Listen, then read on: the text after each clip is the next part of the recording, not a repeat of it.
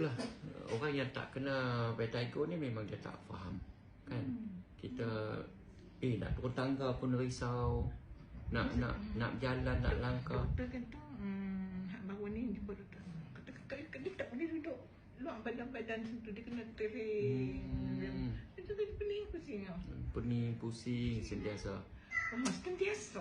Yalah. Kepala panas sentiasa. Dia kelenjar ni dah tak seimbang lah. Tu dia vertigo tu.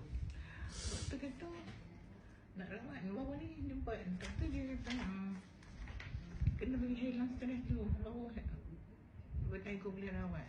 Nak hilang lah. Bukan macam tu. Vertigo tu yang buat you stress. Stres lah. Jadi tak apa dah. InsyaAllah lah kita gabung doa.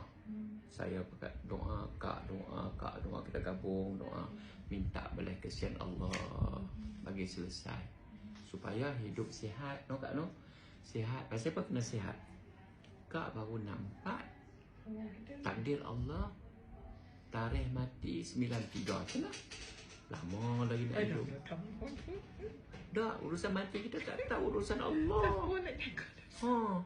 Kan urusan Allah. Macam baru ni ada satu abang tu, betul Ustaz. Saya jaga kakak saya dah 14 tahun makan dalam tiup aja Ustaz. Betul. Maksudnya kita kena usaha, minta merayu dengan Allah supaya kita sihat. Kalau duk pening macam ni macam mana?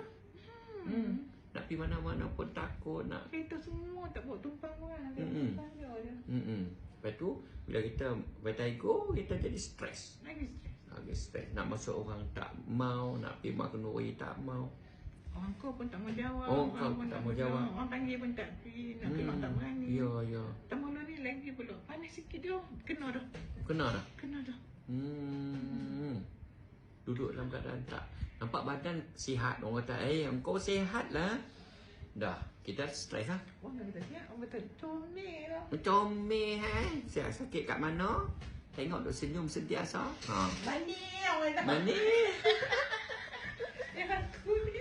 Yang kita ni pina, pening. Betul. InsyaAllah no. Jadi, kebetulan pula sekarang ni dia mula kasih jantung kak dah.